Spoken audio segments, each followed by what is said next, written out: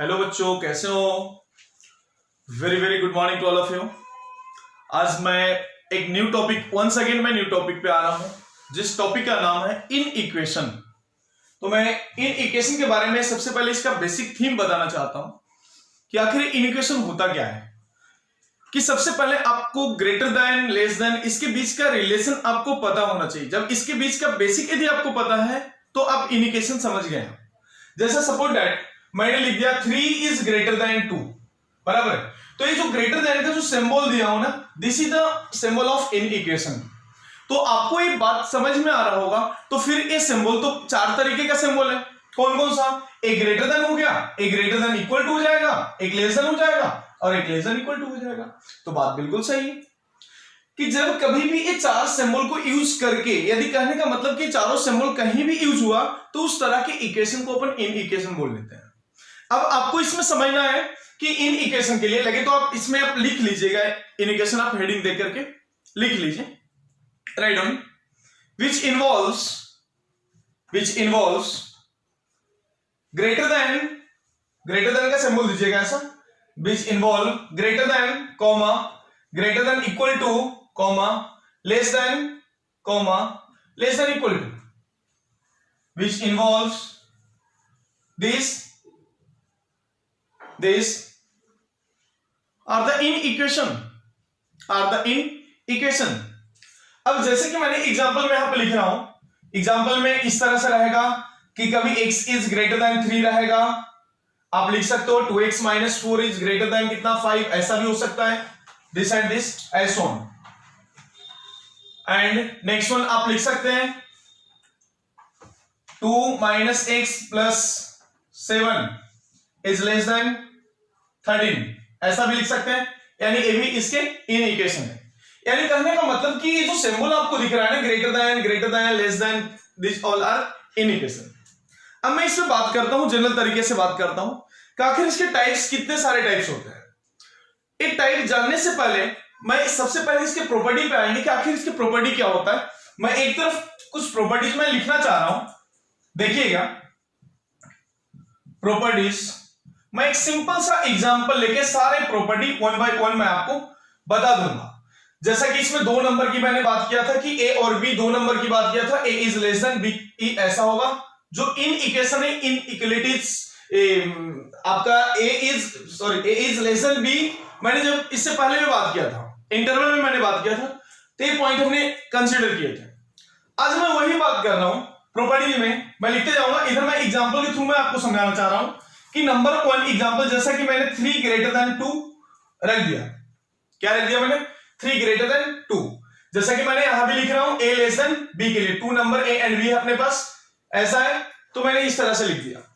अब एक बात समझिए कि चाहे इसको आप छोड़ करके यहां पे लिख दीजिए, राइट डाउन, लेट a एंड b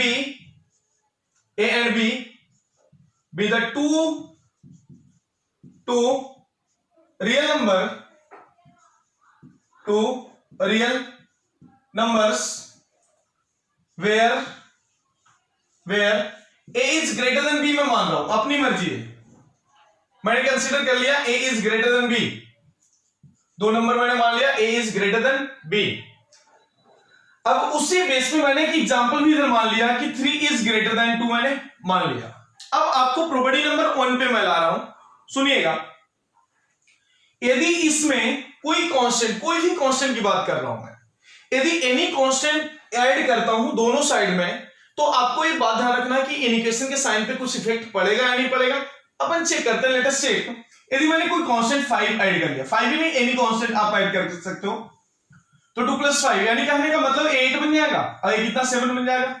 यानी कहने का मतलब इन इक्वेशन सही है, 8 इज ग्रेटर देन 7, बात सही है। तो नंबर 1 प्रॉपर्टी का क्या कहता है कि जब कोई भी कांस्टेंट यदि आप ऐड कर रहे हो दोनों साइड में, तो उसके in equation will remain same. यानी कहने का मतलब कि a is greater than b था, इसमें यदि आप दोनों तरफ कोई कांस्टेंट ऐड करते हैं तो भी इन इक्वेशन पे उसके कोई फर्क नहीं पड़ा, यानी इन इक्वेशन उसके रिमेन सेम है। अब इतना ही नहीं, मैं इसमें से कोई कांस्टेंट माइनस करना चाहता हूं।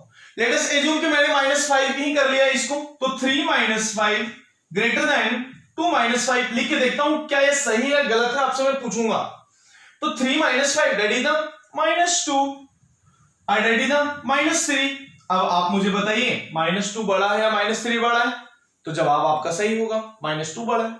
यानी प्लस और माइनस करने के बाद भी फंक्शन पे कोई, यानी कहने का मतलब उसके इन इक्वेशन पे कोई इफेक्ट नहीं पड़ा। तो मैंने पहले प्रॉपर्टी में ही ये दोनों पॉइंट को इन्वॉल्व करके लिख दिया। जब a ग्रेटर देन b रहेगा तो यदि कोई कांस्टेंट जोड़ रहे हैं या तो घटा रहे हैं तो भी उसके इन इक्वेशन यानी ग्रेटर देन है तो ग्रेटर ही रहेगा। पहला प्रॉपर्टी क्लियर हो गया। अब मैं मूव कर रहा हूं सेकंड नंबर प्रॉपर्टी पे, थोड़ा सा ध्यान रखिए। प्रॉपर्टी नंबर 2 पे मूव कर रहा हूं। यदि मैं कोई टर्म से मल्टीप्लाई करके देखता हूं, एग्जांपल में नेक्स्ट एग्जांपल वंस अगेन मैं 3 ग्रेटर देन 2 पे ही ले रहा हूं। यदि मैंने कोई कांस्टेंट से मल्टीप्लाई किया, 5 से मल्टीप्लाई कर लेता हूं, नॉन जीरो कांस्टेंट से मल्टीप्लाई कर रहा हूं, नॉन जीरो नंबर से मल्टीप्लाई कर रहा हूं, तो अभी आप मुझे बताइए एक तो 15 हो जाएगा और एक कितना हो जाएगा, 10 हो जाएगा। क्या यदि मैंने 5 से मल्टीप्लाई किया तो एक बात सही है क्या? अभी भी सही है। तो नो डाउट मैं सेकंड नंबर पे आ रहा हूं। जब a इंटू के ग्रेटर देन तो b इंटू के रहेगा, लेकिन बाजू में ध्यान रखिए कि k कभी भी ग्रेटर देन 0 होनी चाहिए, k 0 भी नहीं होनी चाहिए और ना तो निगेटिव होनी चाहिए इस कंडीशन के लिए। अब मैं बात करता हूं कि यदि निगेटिव रहा तो क्या होगा। निगेटिव क्यों नहीं रहनी चाहिए, बात तो सही है, लेकिन यदि रहा तो क्या होगा उस पर मैं बातें कर रहा हूं। तो मैं एक बात समझ में आ रहा है कि जब 3 में -5 से मल्टीप्लाई किया और 2 में भी -5 से मल्टीप्लाई किया तो ये -15 हो गया और ग्रेटर देन -10 हो गया।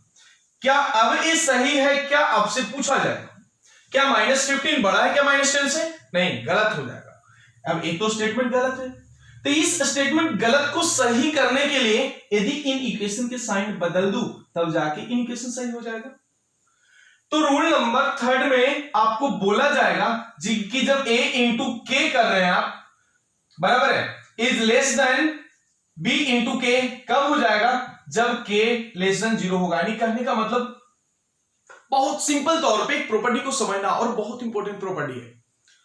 जब कोई भी इन इक्वेशन में यदि आप कोई नेगेटिव नंबर से मल्टीप्लाई या डिवाइड करते हैं तो आप हमेशा ध्यान रखिए कि उसके इन इक्वेशन के साइन बदल जाते हैं। बदलते हैं किस मैनर में, वो भी मैं आपको बता रहा हूं।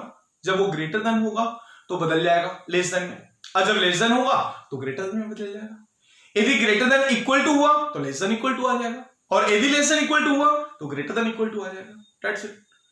अब यहां पे जैसा मैंने इस एग्जांपल में आपको बताया कि -15 ग्रेटर देन -10 तो नहीं हो सकता, तो मैंने क्या किया, इसके इक्वेशन बदल दिया इक्वेशन को सही करने के लिए। तो यहां से रूल आपको समझ में आया कि when negative number will be multiply or divide in any inequation then sign of inequation will change। आप लिख लीजिए पॉइंट को। अब मैं यहां से कर रहा हूं, डिवाइड की भी बात किया गया था, डिवाइड की भी बात किया गया था, a अपॉन k की बात कर रहा हूं, बराबर है। Greater than b upon k कब तक रहेगा ऐसा? जब k का वैल्यू ग्रेटर देन 0 होगा तब तक। और a अपॉन k मैं इसी में लिख रहा हूं, इसी में लिख रहा हूं, लगे तो आगे करके a upon k less than b upon k कब हो जाएगा? जब यहां से k का वैल्यू लेस देन 0 होगा तब हो जाएगा। इस पॉइंट पे ही हमें ज्यादातर फोकस्ड रहना है। इतना ही नहीं, फोर्थ नंबर प्रॉपर्टी हो गया। अब मैं नंबर 5 पे आ रहा हूं, समझिए थोड़ा सा। यदि कोई नेगेटिव नंबर या कोई पॉजिटिव नंबर की जैसा मैं बात कर रहा हूं, 3 ग्रेटर देन 2, सेम एग्जांपल में मैं आगे जा रहा हूं, समझिए मेरी बात को पहले आप देखिए।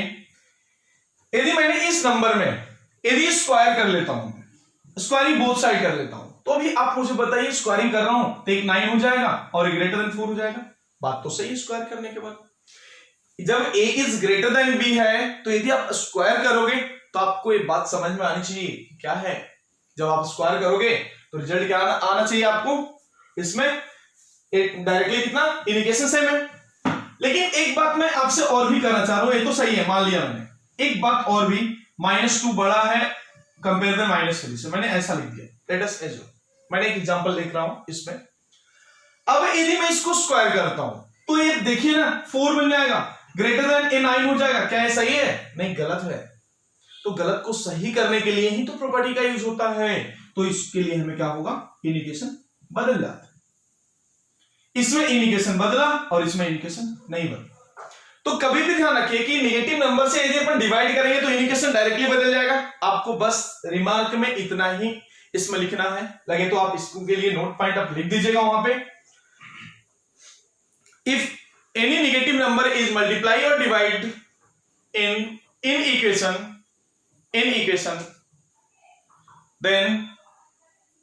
then indication will change। ये हमेशा ध्यान रखिए आप। अब वही रूल मैं यहां पे यूज करता हूं। यदि माइनस से सबसे पहले मैं डिवाइड कर लेता हूं, यदि माइनस से डिवाइड कर लिया तो क्या होगा, इंडिकेशन बदल जाएगा। तो बदल के कैसा आएगा बोलिए ना, तो 9 3 एज इट इज हो जाएगा और ये 2 एज इट इज हो जाएगा। ए ग्रेटर देन था तो लेसन हो जाएगा ऐसा, 2 इज लेस देन 3। अब यदि स्क्वायर कर रहा हूं तो 4 लेस देन कितना 9। बात तो सही है, बात तो सही है ना। आपको ए फैक्टर पे ध्यान रखना है, जो मैंने नोट पॉइंट लिखा ए पॉइंट पे ही आपको फुल्ली फोकस होकर आपको काम करना है। वो पॉइंट बहुत ज्यादा इंपॉर्टेंट होगा जो मैंने प्रॉपर्टी आपको इसमें लिख के दिया। अब मैं इन सारे प्रॉपर्टी पे मैं बात करना चाहूंगा कि ये प्रॉपर्टी को यूज करना अपने को। कुछ एग्जांपल मैं इसके लिए दे रहा हूं। अब उसमें एग्जांपल में अपने प्रॉपर्टी को यूज करेंगे तो सबसे पहले एक बात समझना है कि आखिर इन इक्वेशन के टाइप कितने होते हैं, कितने तरह के इन इक्वेशन अपने को होल सिलेबस ऑफ जेईई में पढ़ना है, इस पे मैं बात कर रहा हूं थोड़ा सा। जैसा इन इक्वेशन में अभी जो भी मैं अभी तक कर रहा था, इन इक्वेशन के नंबर 1 में लिख रहा हूं algebraic in equation, algebraic in equation,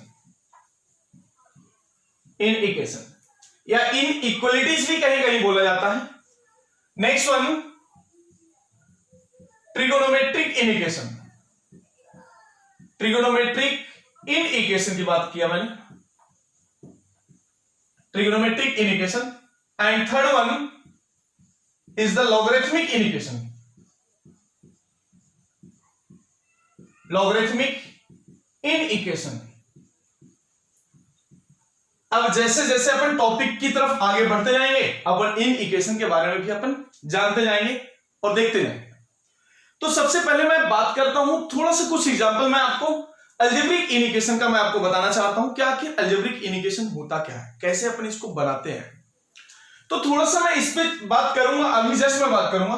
but एक ट्रिगोनोमेट्रिक और लॉगरिथमिक में अपन कभी इसके डिस्कशन करेंगे जब अपन ट्रिगोनोमेट्रिक के कुछ इक्वेशन जान चुके होंगे, जब ट्रिगोनोमेट्रिक के कुछ नॉलेज अपने को हो चुका होगा, तब अपन इसके इन इक्वेशन पे भी अपन बात कर लेंगे at that time.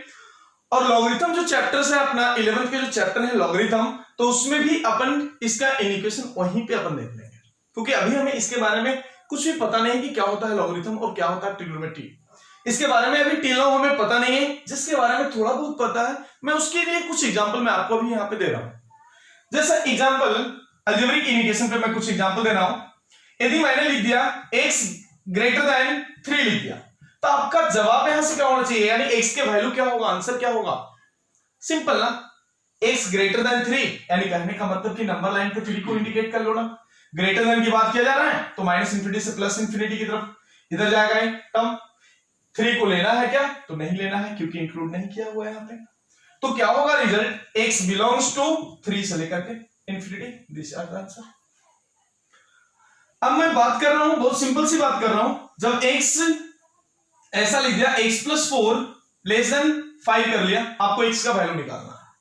So simple ना, 4 को अपन उस साइड कर लेते हैं तो कितना आएगा बताइए ना मुझे। x लेस देन कितना 1 बन जाएगा, लिख सकते हैं ना, 5 - 4 1। अब लेस देन 1 का मतलब क्या हुआ, 1 से छोटा, यानी माइनस इंफिनिटी से 1 तक हमें जाना होगा। तो मैं इसके लिए लिख दिया x belongs to minus infinity to 1 मैंने लिख दिया।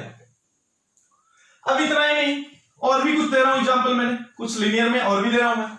2x plus 5 less than 3x minus 7 मैंने कर दिया, ऐसा लिख दिया।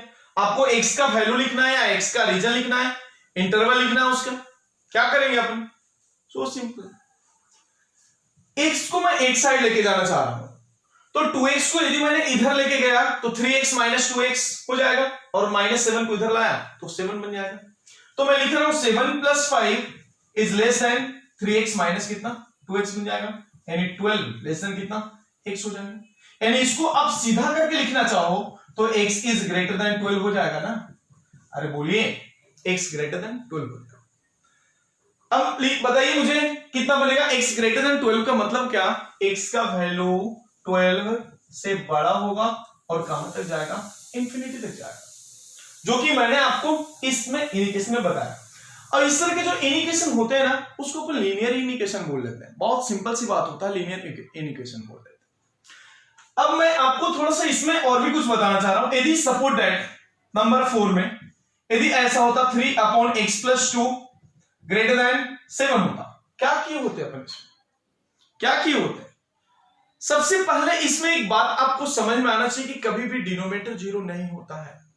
और जब डिनोमिनेटर जीरो नहीं होता तो एक काम कर लेंगे ना अपन, क्रॉस मल्टीप्लाई करके भी इधर उधर कर सकते हैं, कोई दिक्कत नहीं, काम हो जाएगा। लेकिन अब इसके लिए एक बात समझ में आना चाहिए कि x+2 नॉट इक्वल टू 0, यानी x का वैल्यू नॉट इक्वल टू कितना, -2। जो आपका आंसर आएगा उसमें -2 को नहीं लेना है अपने को। अब आप मुझे बताइए कितना बनेगा, 3 ग्रेटर देन 7x प्लस कितना 14 बन जाएगा। अब यदि मैं एक तरफ कर रहा हूं तो कितना आ जाएगा, 14 इधर जाकर के -14 प्लस 3 यानी -11 ग्रेटर देन कितना 7x। अब आप मुझे बताइए -11/7 हो जाएगा, ग्रेटर देन कितना x हो जाएगा, यानी इसको सीधा करके लिखता हूं x लेस देन -11/7, यानी x का वैल्यू -11/7 से लेस होगा। लेस का मतलब कभी भी आया तो -इंफिनिटी की तरफ मूव करना है अपने को। तो यदि मैं इसको लिखता हूं तो x बिलोंग्स टू, तो -इंफिनिटी से लेकर के -11/7 की बात होगा। This is the answer of this. ये हो गया। अब हालांकि इन इक्वेशन को सोल्व करने का अभी मैंने बस बेसिक की बात किया है। अब इसके इन इक्वेशन को और भी सोल्व करने के कुछ तरीके हैं जिसको अपन बोलते हैं इक्वेशन सोल्विंग मेथड, यानी वेवी कर्व मेथड की बात करूंगा मैं। लेकिन अभी मैं यहां पे इसको बेसिक में नहीं बताऊंगा आपको वेवी कर्व मेथड, या आपको क्वाड्रेटिक इक्वेशन और आपको फंक्शन में इसका यूज होता है, वहां पे आपको बताया जाएगा कि क्या होता है वेवी कर्व मेथड। आज मैं इन इक्वेशन के बारे में इतना ही पे द एंड करना हूं, इन इक्वेशन वाले टॉपिक को। तो थोड़ा सा इसको आप एक बार अच्छे तरीके से पढ़िए, इसके प्रॉपर्टी को एक बार एनालाइज करिए। मैं वंस अगेन रिकॉल कर रहा हूं इसके प्रॉपर्टी को। हमें याद क्या करना है, कभी भी नेगेटिव नंबर से मल्टीप्लाई और डिवाइड करेंगे तो इन इक्वेशन के साइन बदल जाएंगे। एक बात को आपको 100% फोकस रखना है और ये बात को हमेशा आपको ध्यान रखना है, कभी भी एक यूज होता है। तो इसको आप अच्छे तरीके से देखिए। Next move to next topic.